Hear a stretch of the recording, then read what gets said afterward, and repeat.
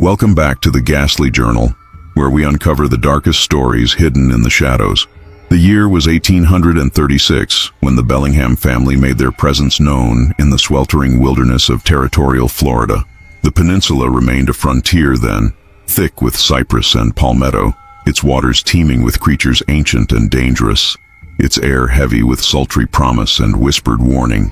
Spanish moss draped from live oaks like the gray beards of mourning widows, swaying in breezes that brought little respite from the merciless heat. Theodore Bellingham, a man of considerable means and questionable past, had purchased 500 acres of land near what would later become Jacksonville. The property bordered a nameless lake of obsidian waters, so dark that locals claimed it had no bottom. The mansion he constructed stood 3 stories tall, a testament to Georgian grandeur transplanted to this untamed wilderness, white columns rising like bleached bones against the verdant chaos of the surrounding forest. The Bellinghams arrived with fanfare befitting their station. Theodore, his wife Constance, and their 8 children, 4 sons and 4 daughters, ranging in age from 16 to a babe still at the breast.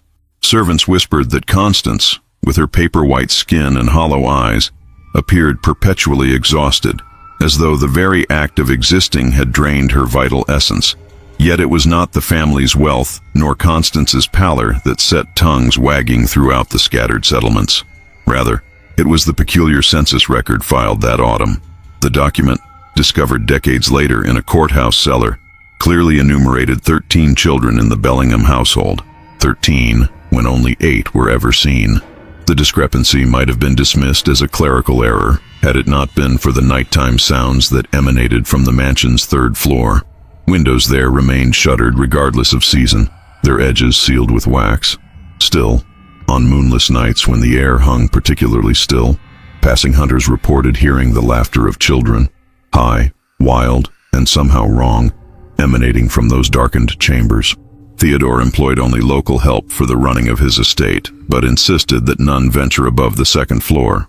The east wing of the 3rd story remained perpetually locked, and it was noted by the housekeeping staff that though meals were prepared for the entire family, Constance herself would take 5 additional trays upstairs each evening, returning later with empty plates. More curious still were the 5 small chairs that visitors occasionally glimpsed through open doorways, arranged in a perfect semicircle in the drawing room, yet never occupied during social gatherings. When questioned about these vacant seats, Theodore would smile thinly and change the subject with practiced ease. In her rare appearances at local functions, Constance would sometimes speak of the others, only to be silenced by her husband's sharp glance. On one notable occasion, when pressed by the wife of a visiting dignitary about her children, she responded with unsettling serenity, "I've borne 13 souls into this world, though only 8 have faces the world may look upon." The statement caused such discomfort that it was quickly attributed to the laudanum she was known to take for her nerves. Yet one cannot help but wonder what secrets lay behind those sealed shutters, and why, in a household census that counted 13 children, only 8 were ever acknowledged. The summer of 1837 brought peculiar changes to the Bellingham estate, as the heat bore down upon the landscape, transforming the Florida wilderness into a shimmering mirage of green and gold. Theodore commissioned extensive renovations to the 3rd floor. Local carpenters, permitted only limited access to the east wing, reported installing 5 narrow beds with unusual restraints affixed to their frames. The craftsman, superstitious by nature, noted that Theodore insisted each bed be perfectly identical and positioned precisely 10 inches apart. More curious were the 5 wash basins of hammered copper, each engraved with different constellations rather than the family crest that adorned all other Bellingham possessions. That same season, a physician from Charleston made 3 separate journeys to the mansion, his visits occurring only during the new moon. Dr. Elias Worthington, known throughout the South for his controversial treatises on what he termed developmental aberrations, arrived each time with a black leather case containing instruments of a specialized, unsettling nature. The doctor's journal, discovered after his death in 1852, contained cryptic references to the Bellingham case, noting only that the extremity of maternal grief has manifested in a most unnatural protection of that which should never have drawn breath. The Seminole workers who occasionally maintained the estate's grounds refused to approach the eastern side of the property after twilight. Their chief explained to Theodore that his people believed 5 shadow children played among the moss-draped oaks there, their laughter carrying across the black waters of the lake on windless nights. When pressed about this superstition, the elderly man would only say that these were not spirits of the dead, but something far worse. Souls caught between existence and oblivion, neither fully formed nor fully absent. Constance's declining health became the subject of concerned correspondence between her sister in Boston and the local midwife who attended to the Bellingham women. Letters preserved in the Jacksonville Historical Society describe how Constance would awaken screaming about hungry mouths that cannot be satisfied, and eyes that see both worlds at once.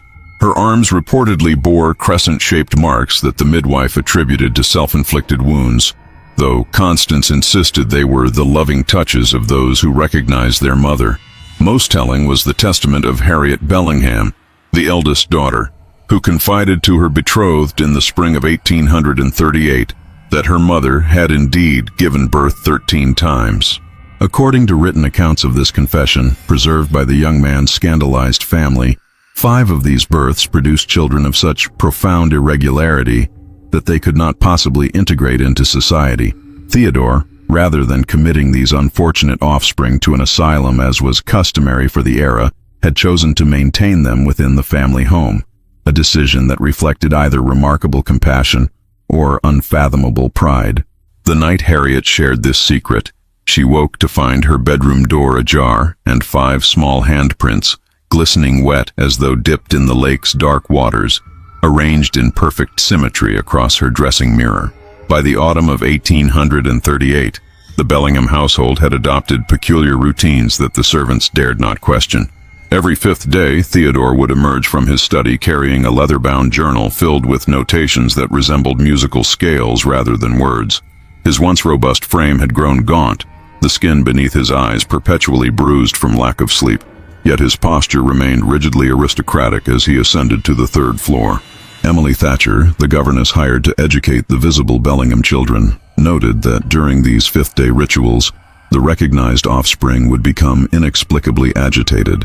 16-year-old Harriet would press her palms against her ears, while the younger ones huddled together in corners, humming discordant melodies that seemed to ripple through the mansion like disturbed water.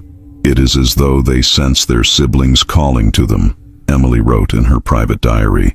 Young Thomas, not yet 7, draws the same 5 figures repeatedly, spindly forms with elongated fingers and eyes set too far apart.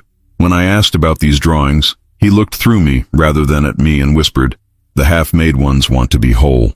The most disturbing account came from Rebecca Holloway, the midwife who had attended all 13 of Constance's births.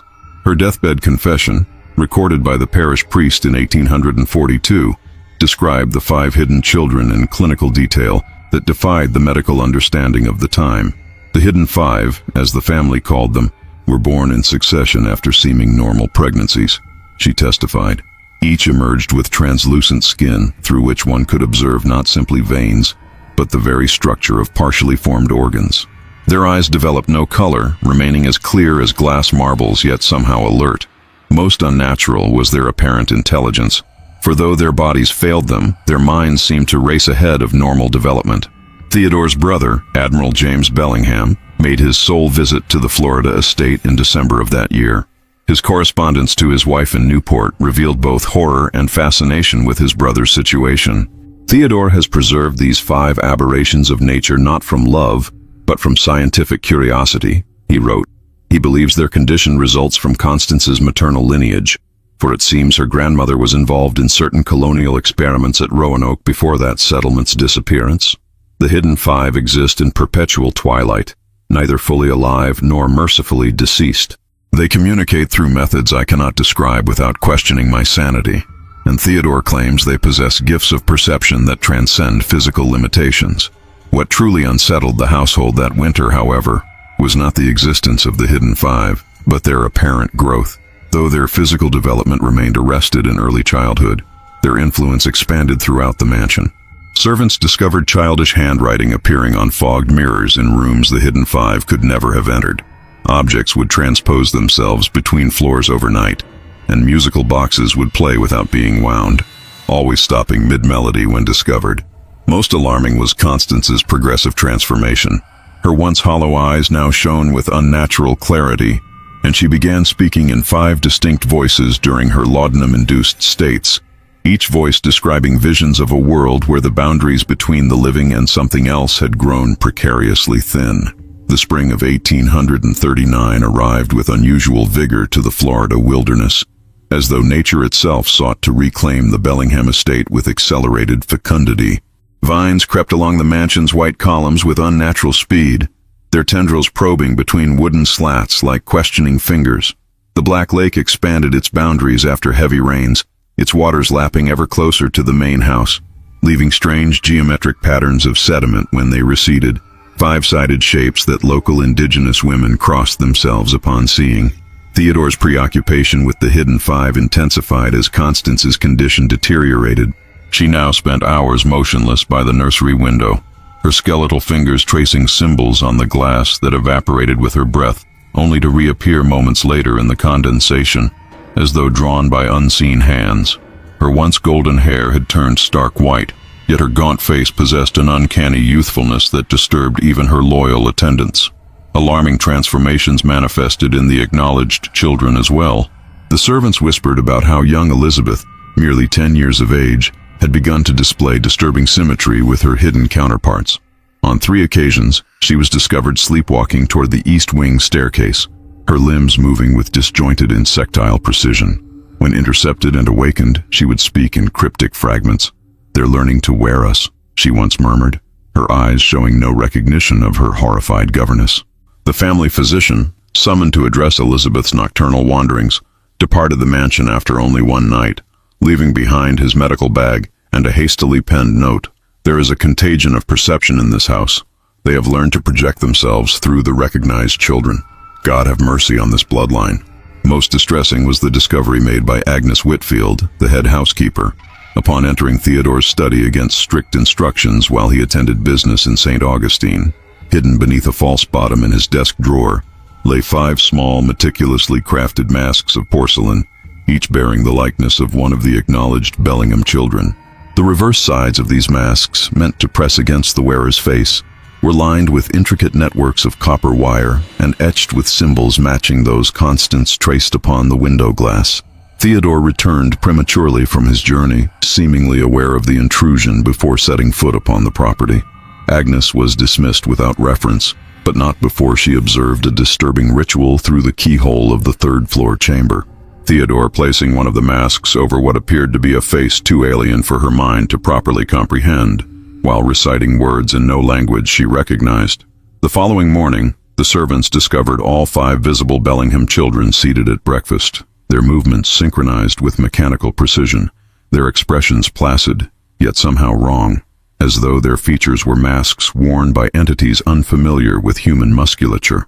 When addressed directly, they would pause for precisely 3 seconds before responding, each child using identical phrasing regardless of the question. That evening, the family gathered in the drawing room, where the 5 small chairs had finally found occupants. The acknowledged children took their customary seats, while the 5 vacant chairs contained nothing visible, yet the floorboards beneath them creaked with the weight of unseen presences. The winter of 1840 descended upon the Bellingham estate with unnatural severity. Frost crept across the Florida landscape in patterns that local naturalists claimed impossible for the region. Delicate crystalline formations that radiated from the Black Lake in 5 distinct arms. The waters themselves refused to freeze despite temperatures that withered citrus groves across the territory, instead emitting a faint phosphorescence that illuminated the estate grounds on moonless nights. A census taker, one Jeremiah Holcomb, arrived that December to update territorial records.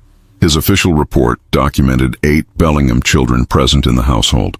However, his personal journal, discovered decades later beneath the floorboards of his Jacksonville home, told a different tale. December 12, 1840. "I cannot reconcile what my eyes perceived with what my mind knows to be possible.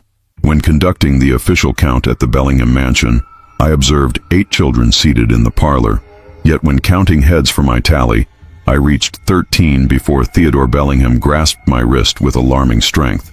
Looking down at my ledger, I saw only 8 marks made by my pencil. More disturbing still, when reviewing the children's faces a second time, I could not determine which 5 I might have counted twice. Each face seemed to shift subtly when not directly observed, as though settling into new configurations when my attention moved elsewhere. Holcomb died 3 weeks later of what the territorial physician called acute nervous exhaustion leading to cardiac failure. His widow reported that in his final days, he insisted on sleeping with mirrors facing each wall of his bedroom, claiming, "They cannot form completely when their reflections are fractured." The following spring brought an unexpected visitor to the Bellingham estate. Professor William Thorndike of Harvard's Department of Natural Philosophy arrived unannounced, carrying letters of introduction and a brass-bound case containing specialized equipment. Theodore received him with noticeable apprehension but could not refuse a man of such standing. Thorndike's subsequent monograph, privately published and immediately suppressed by his institution, contained observations that Boston's scientific community deemed the incoherent fantasies of a mind unmoored by tropical fever.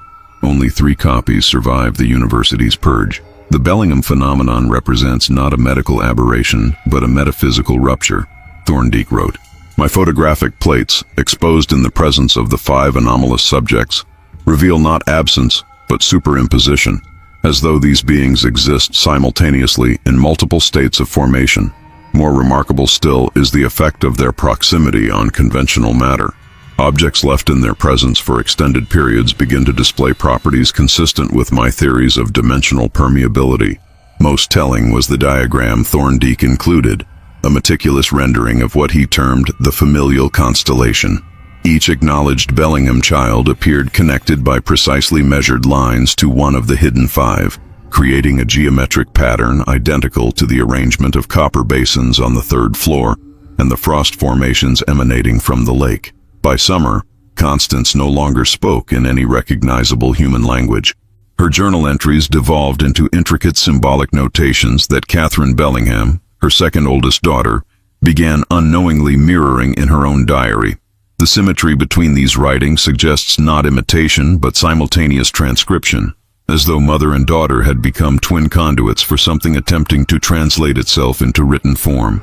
Father Matthias Severin, summoned to the estate under the pretense of providing spiritual comfort, fled after witnessing all 13 Bellingham children simultaneously occupying the drawing room during what Theodore called the convergence hour, that brief period at dusk when, according to Thorndike's notes, the membrane between states of existence grows sufficiently permeable for partial manifestation.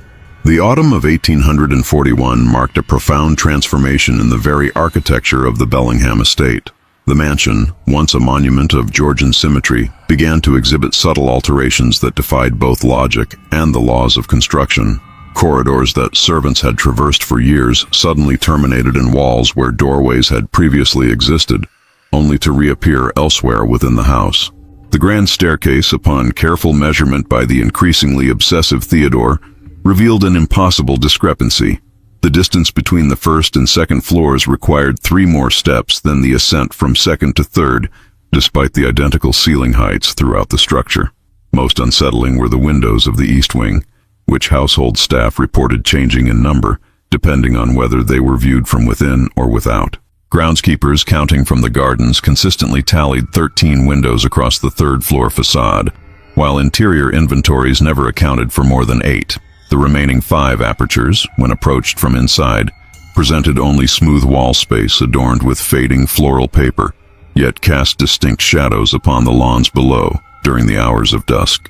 Theodore's correspondence with Professor Thorndike increased in frequency and urgency that season, their exchanges filled with observations of what they termed the thinning.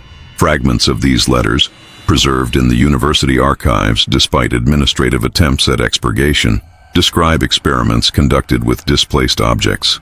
The silver hand mirror left in the east nursery for 23 hours, Theodore wrote, now reflects images with a 3-second delay, as though light itself moves differently in their proximity.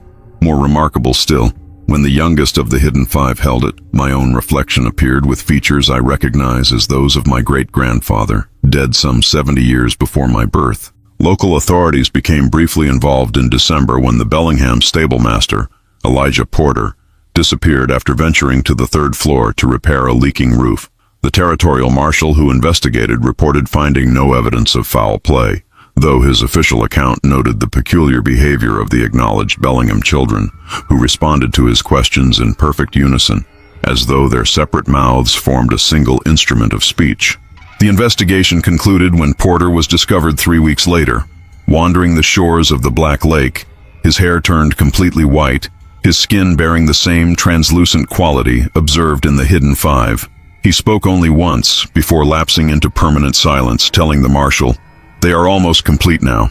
The mother has given enough of herself that they can finish what was started." Constance, indeed, had withered to such extremity that she appeared more wraith than woman, her once substantial frame reduced to barely 90 pounds. Yet her eyes burned with fervent intensity, and household staff reported occasionally glimpsing not one Constance but 6 identical spectral iterations of the mistress visible simultaneously in different parts of the house, each performing the same action with clockwork precision, all seemingly unaware of their multiplied existence.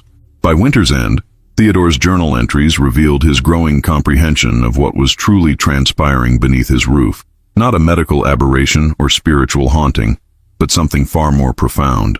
The Hidden Five were not mere deformities of birth, but beings caught between dimensional states, using the Bellingham bloodline as anchors to complete their manifestation into full physical existence.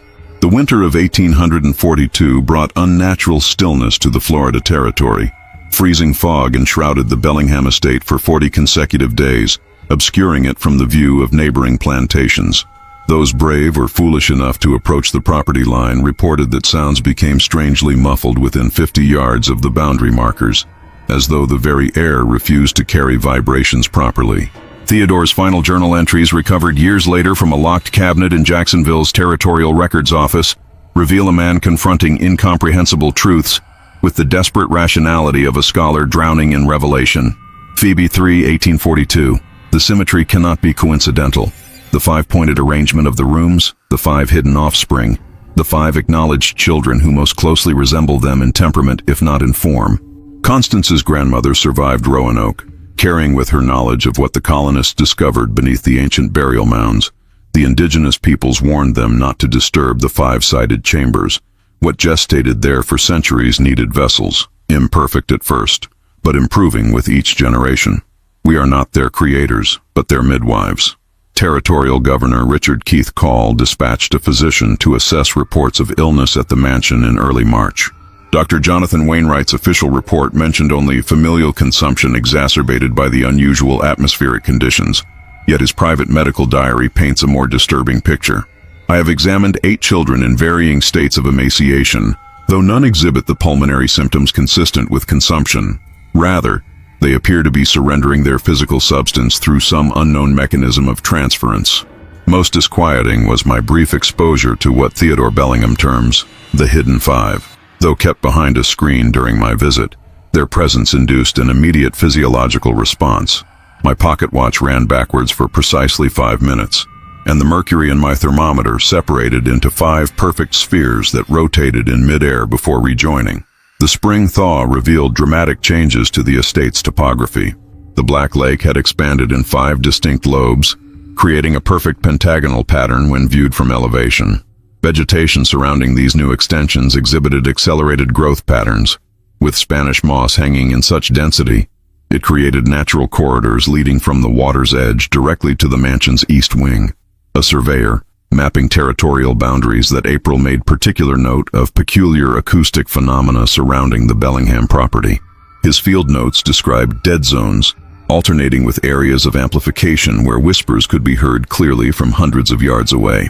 Most peculiar was his observation that these acoustic anomalies formed a perfect 5-pointed pattern centered on the mansion, a pattern that precisely mirrored the arrangement of stars in the Pleiades constellation during the vernal equinox. By June, Constance had ceased to maintain any predictable physical presence. Servants reported encountering her in multiple locations simultaneously, her form becoming increasingly diaphanous until, as the head cook testified, the light shone through her as through colored glass, casting 5 distinct shadows regardless of the sun's position. The Hidden Five, according to Theodore's increasingly erratic documentation, had begun crystallizing into completion. His final diagram shows 5 perfect pentagrams overlaid upon crude humanoid outlines, with annotations suggesting that the acknowledged children were serving as external matrices for entities that had evolved beyond their initial imperfect incarnations. The summer of 1842 saw Jacksonville citizens reporting peculiar migrations toward the Bellingham estate. Wildlife behaved against all natural instinct, 5 distinct species moving in perfect synchronicity. Herons, foxes, marsh rabbits, timber rattlesnakes, and white-tailed deer formed processions that locals described as military in precision, advancing through swampland toward the Black Lake, before vanishing into the mist that perpetually shrouded the water's edge. More alarming were the human pilgrimages. 5 strangers arrived separately in the neighboring settlements, each bearing striking physical resemblances to Theodore Bellingham despite no known relation. Each claimed to have been summoned by dreams of the completion ceremony. When prevented from approaching the estate by concerned authorities, all 5 fell into cataleptic states, their bodies rigid, yet exhibiting the same translucent quality noted in the hidden 5. Most disturbing was the discovery that these seeming strangers all possessed identical birthmarks, 5 pointed stars centered on their left palms. The territorial botanist, cataloging specimens near the property in July, documented unprecedented botanical anomalies. Plants within half a mile of the mansion exhibited accelerated mutation, developing 5-fold symmetry regardless of their natural structures. Roses bloomed with perfect pentagrams at their centers. Cypress trees twisted into helical patterns with precisely 5 rotations. Even Spanish moss hung in geometric arrangements that defied both gravity and natural growth patterns. On the evening of August 5th, witnesses from as far as 3 miles distant reported seeing the Bellingham mansion illuminated from within by lights that moved counter to any logical pattern, ascending through walls and descending through floors, traversing the structure as though physical barriers had become meaningless. The lights, described as neither flame nor electric, but something between liquid and illumination, pulsed in perfect quintuplicate rhythm. Theodore's final letter, addressed to Professor Thornique but never delivered, was discovered beneath a floorboard in the Jacksonville Postal Office in 1857. Its contents suggest a man who had transcended fear to embrace terrible wonder. The transformation advances beyond my capacity to record with conventional language.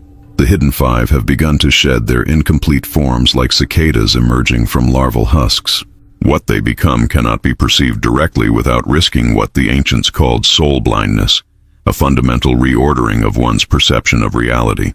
Constance has given herself entirely to the process, her physical substance distributing among our 13 children until the distinction between visible and hidden has become meaningless. I have counted 13 children in my household, though I fathered only 8. The truth, my friend, is that we never had 13 children. We had 8 true offspring and 5 entities that selected our bloodline for incarnation centuries before our birth. The Bellingham name appears in no coincidental places throughout history, always present at thinnings between worlds, always producing children in unusual configurations. We were bred for this purpose across generations. Tomorrow at precisely 5 minutes past 5, when the stars align in the configuration they have awaited, the hidden 5 will achieve complete manifestation. What comes after I cannot predict, but I suspect the Bellingham family shall be remembered as either the salvation or doom of this territory. A strange hush fell over the Florida territory in the early days of August, 1842. A silence so profound that sailors reported hearing no bird song for 20 miles along the coast. The atmosphere grew thick with anticipation, barometric pressure fluctuating in patterns that meteorological instruments of the era could record but not explain. Pocket watches within a 5-mile radius of the Bellingham estate began running precisely 5 minutes fast, regardless of how often they were reset. The day of completion, August 5th, dawned with unnatural clarity. The perpetual mist that had shrouded the Black Lake evaporated overnight, revealing waters so still they resembled polished obsidian. Upon this perfect mirror floated 5 water lilies, arranged in perfect pentagonal formation, each bloom exhibiting an impossible 13 petals. Territorial records indicate that at precisely noon, the postmaster, the school teacher, the blacksmith, the minister, and the territorial judge of Jacksonville all abandoned their posts simultaneously, without explanation. Witnesses described them walking with identical gaits toward the Bellingham estate, their shadows somehow falling in the wrong direction despite the midday sun. None would ever return to their former positions or be fully accounted for in subsequent census records. As the afternoon advanced, servants from neighboring plantations reported seeing all Bellingham children, not the acknowledged 8 nor the hidden 5, but some new configuration of presence, standing in formation at the mansion's windows. Each child appeared to be both themselves and something else simultaneously, their features shifting subtly between heartbeats, as though multiple faces were competing for dominance within the same space. They weren't looking out, testified Maria Contreras, a laundress who observed the phenomenon while delivering linens to a nearby estate. Their eyes were fixed on something inside the house, something their expression suggested was both terrifying and magnificent. When one blinked, all 13 blinked in perfect synchrony. The journal of Rebecca Farrow, whose property bordered the Bellingham land to the west, contains perhaps the most coherent account of what transpired as 5 o'clock approached. The sky directly above the mansion began to rotate like water circling a drain, though the surrounding heavens remained eerily still. The colors bled from the landscape, first green, then blue, then red, until everything within view of the estate appeared rendered in shades of violet and amber. Most unnatural was the behavior of shadows, which detached themselves from their casting objects and flowed like tributaries toward the Bellingham house. At precisely 5 minutes past 5, a column of what I can only describe as liquid light erupted from the mansion's roof, piercing the spiral above. The sound it produced exists in no earthly register, neither high nor low, but somehow perpendicular to all familiar tones. Birds fell dead from the sky, their bodies arranged in perfect 5-pointed patterns where they struck the earth. Then came the moment of transmutation. The mansion appeared to inhale, its walls contracting momentarily before expanding beyond their physical dimensions without breaking. In that impossible instant of structural exhalation, 13 figures emerged onto the front portico, neither children nor adults, but entities of such perfect symmetry that observing them induced immediate vertigo. They spoke a single word in unison, a word I cannot reproduce in writing but which imprinted itself upon my understanding as completion. With that utterance, the boundaries between the Bellingham family and whatever they had harbored or become dissolved entirely. The territorial militia arrived at the Bellingham estate on the morning of August 6th to find the mansion intact but fundamentally altered.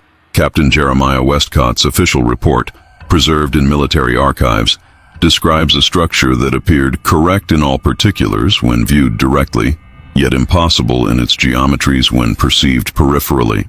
His men refused to cross the threshold after 2 scouts entered and emerged speaking in voices not their own, their eyes reflecting light at angles that violated natural principles. Governor Call, upon receiving Westcott's dispatch, ordered a quarantine of the property. The comprehensive survey commissioned that autumn remained sealed in Florida's restricted archives, though fragments leaked to historical societies paint a disturbing picture of what investigators encountered. The mansion stands empty of conventional human presence, yet replete with evidence of ongoing habitation. Meals appear on the dining table at regular intervals despite no kitchen activity. Bed sheets rumple and smooth without physical contact. Most unsettling are the 13 chairs in the drawing room, which rearrange themselves into perfect pentagonal formations when not directly observed. Parish records from St. Augustine contain a curious entry dated September 19, 1842. 5 families of identical composition, father, mother, and child, have established residences at equidistant points surrounding Jacksonville. Each family claims the surname Bellingham despite no documented relation to Theodore's line. The children, though appearing normal in aspect, demonstrate unsettling synchronicity in movement and speech.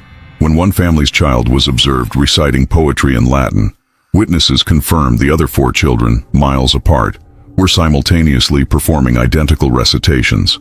Professor Thornique, upon learning of the estate's transformation, journeyed south against his university's explicit prohibitions.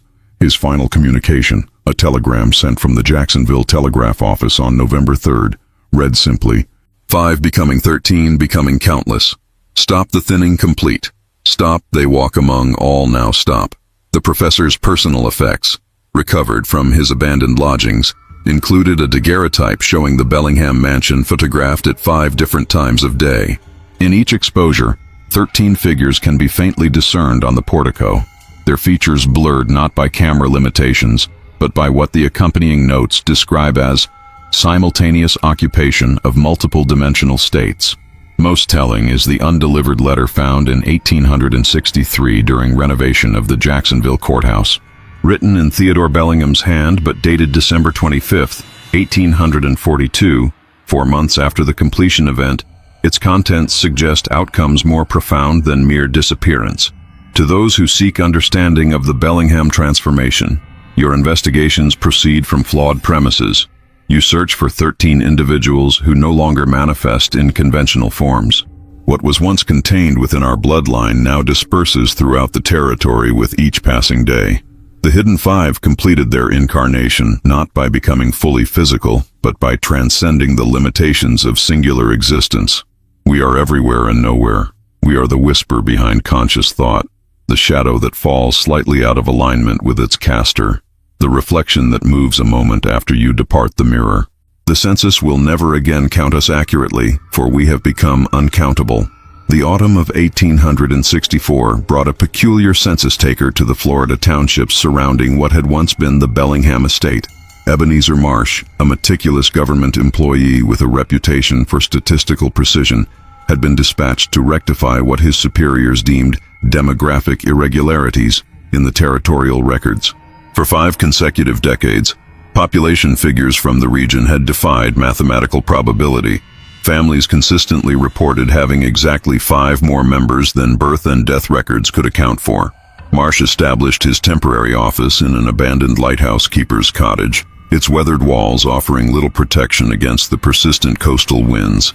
By lantern light, he spread his documents across a salt-worn table, creating meticulous columns of names and numbers that sprawled across cream-colored parchment like arcane incantations. As October rain lashed against the clouded windows, he discovered the first truly troubling pattern. "In my 23 years of demographic accounting," he wrote to his department supervisor, "I have never encountered such statistical impossibilities. 5,872 individuals across these counties bear birthmarks identical to those described in the Bellingham records, perfect 5-pointed stars positioned on their left palms. Yet when photographed, these marks appear only as smudges on the daguerreotype plate. More disturbing still, when cross-referencing family lineages, I find that precisely 5 members of each bloodline connected to these marked individuals have identical handwriting despite never having met or corresponded. The lighthouse logs, maintained by generations of keepers until the structure's abandonment in 1858, contained numerous entries regarding unusual phenomena observed across the Black Lake, where the Bellingham mansion still stood. On clear nights with 5 moon phases, the crescent precisely 5 days old, the keepers consistently reported seeing 13 lights moving through the abandoned structure, traveling through walls and ceilings as though architectural boundaries had become meaningless. Most revealing was the journal of Dr. Emmeline Foster, a physician who practiced in Jacksonville from 1843 until her mysterious disappearance in 1862. Her medical records, discovered in a sealed chest beneath the floorboards of her former surgery, documented hundreds of patients exhibiting what she termed Bellingham symmetry, a condition wherein internal organs mirrored themselves 5 times within the same body cavity, yet caused no apparent physiological distress.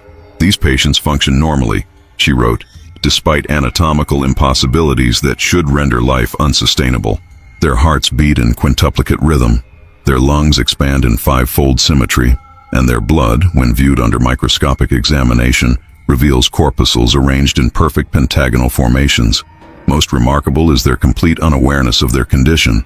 They perceive themselves as entirely ordinary, and indeed appear so to casual observation. Only when subjected to thorough medical examination does their profound otherness become apparent."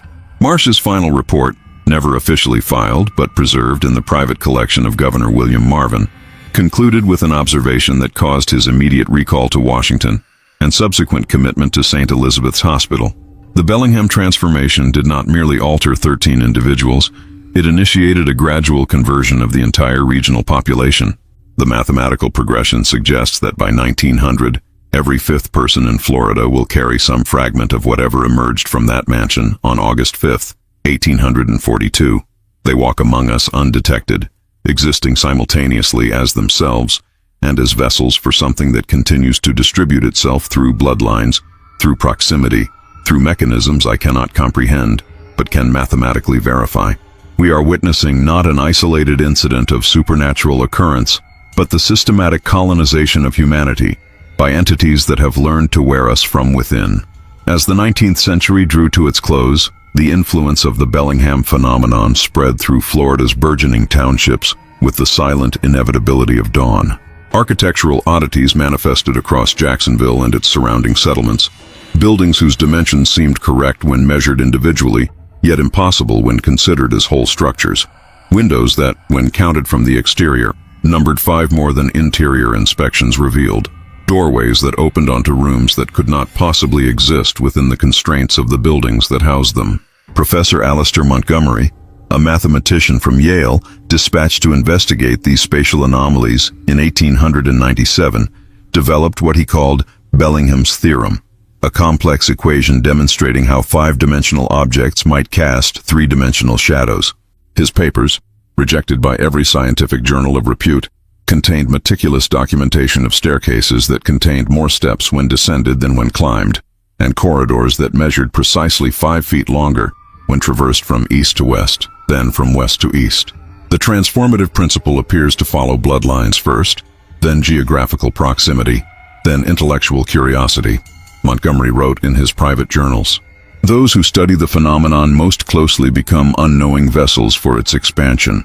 I have discovered, to my considerable distress, that my own reflection now hesitates precisely 5 seconds before mimicking my movements, and that my handwriting has begun to exhibit subtle pentagonal patterns between the lines of text. The census of 1900 revealed statistical impossibilities that federal authorities attributed to clerical errors. 5 counties surrounding the original Bellingham property reported identical population increases of 13%, despite differing rates of birth, death, and immigration. School photographs from the region's academies showed classes of children in which precisely 5 students in each image appeared slightly translucent, their features indistinct compared to their peers, yet no teachers or classmates ever remarked upon these differences in person. Most telling was the excavation conducted at the former Bellingham estate in the spring of 1905, when developers attempted to reclaim the property for a planned residential expansion. The workers, upon breaching the mansion's sealed cellar, discovered 13 perfectly preserved journals arranged in pentagonal formation at the room's center. Each book contained identical text written in 13 distinctly different hands, their contents describing not past events, but future ones, including detailed accounts of the excavation itself. The foreman, one Thomas Hargrove, reported that upon reading his own name in these impossible documents, he experienced a profound sensation of doubling, as though his consciousness suddenly occupied multiple temporal states simultaneously. The development project was promptly abandoned when all 5 members of the financial consortium backing it discovered identical 5-pointed birthmarks on their palms the morning after the journal's discovery, though no such marks had been present the day before. The Bellingham manuscripts, as they came to be known, vanished from the Jacksonville Historical Society's collection in 1913, only to reappear simultaneously in 5 different university archives across the country, each institution insisting it possessed the only authentic documents. Textual analysis proved all copies identical down to the microscopic patterns of ink absorption into paper fibers, a physical impossibility that remained unexplained. The twilight of the 20th century saw Florida's landscape transform with glass skyscrapers and sprawling highways, yet the ripples of the Bellingham legacy remained woven through the state's hidden corners like Spanish moss through ancient oaks.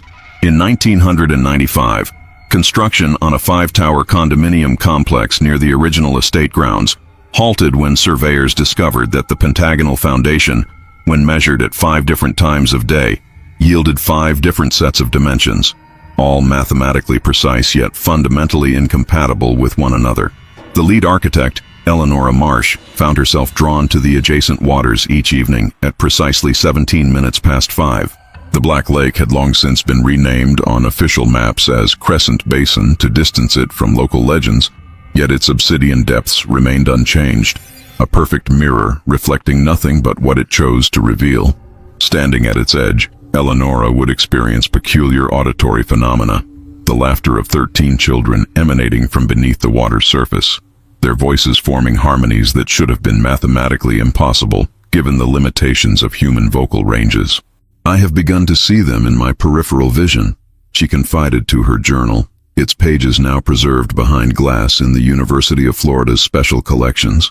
13 figures that appear as ordinary residents of the development across the water, yet when I turn to face them directly, I find only empty shoreline. Most unsettling is my growing certainty that I knew their names before I ever came to this place, as though memories not my own have been grafted into my consciousness. The psychological effect on Eleonora manifested in her architectural designs, which gradually incorporated pentagonal elements and five-fold symmetries that she could not later explain. Her dreams became populated by children whose features shifted between normalcy and something gossamer thin, their skin translucent enough to reveal not organs, but geometries that defied Euclidean understanding. During an unseasonably chill evening in November, as mist rose from the lake in spiraling columns that rotated counterclockwise against prevailing winds, Eleonora witnessed what locals had taken to calling the counting, a phenomenon wherein standing at precisely the right vantage point revealed 13 lights moving through the long-demolished Bellingham mansion, their paths tracing architectures that no longer existed in physical space yet seemed to persist in some adjacent reality. The university researchers who later studied Eleonora's accounts noted the recurring numerical motifs with academic detachment, attributing them to psychological suggestion and the power of local folklore. Yet their equipment, set to monitor geological anomalies along the lakeshore, consistently malfunctioned at 5-minute intervals, cameras capturing only smeared light where human observers reported seeing distinct figures emerging from the water, figures that appeared as ordinary tourists when approached, yet whose shadows sometimes numbered 5 regardless of the light source. "The boundaries grow thinner with each generation," wrote Professor Harriet Thornick, descendant of William, in her confidential assessment for the university's Paranormal Research Division. "What began as 13 entities contained within a single family line has dispersed itself throughout the region's population, becoming so thoroughly integrated that we can no longer distinguish between the infiltrated and the authentic. They are not replacing us, but becoming us, and we them. A transformation so gradual that its completion will arrive unnoticed, like twilight deepening into night while one's attention is fixed upon distant stars." A manila folder rests upon the desk of Dr. Victoria Bellingham Hayes, Jacksonville Historical Society's newest archivist. Inside lies a collection of dental records from 1850, discovered during the renovation of what was once the territory's first professional dental practice. The yellowed pages document the peculiar dental structures of 5 patients sharing no surname yet bearing identical dental anomalies, each possessing 13 teeth in their upper palate arranged in a perfect pentagonal pattern, a physiological impossibility that the bewildered practitioner attributed to congenital aberration of unknown etiology. Victoria's fingers tremble slightly as she traces the diagrams. Though her academic credentials from Columbia University's Department of Historical Anthropology earned her this position, she has deliberately concealed her maternal lineage, 5 generations removed from Theodore Bellingham's youngest acknowledged daughter. The birthmark on her palm, a perfect 5-pointed star, remains carefully hidden beneath fingerless archival gloves. The pattern perpetuates itself through documentation, she murmurs to the empty research room. Each investigation creates new vessels for manifestation.